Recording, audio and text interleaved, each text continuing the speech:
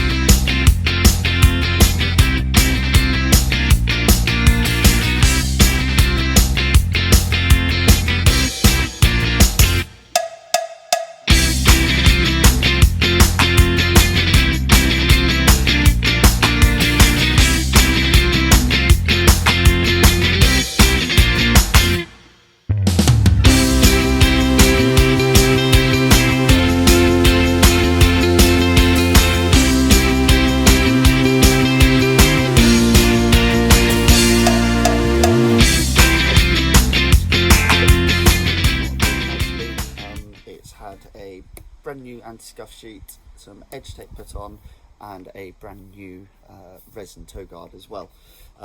Customers asked for 3 grips on there, so we've got a couple of grips underneath and then a nice brand new one on top as well. All taped down, so this shouldn't move, and we're perfect for it. So ready to go back to the customer and hopefully score lots of runs for him.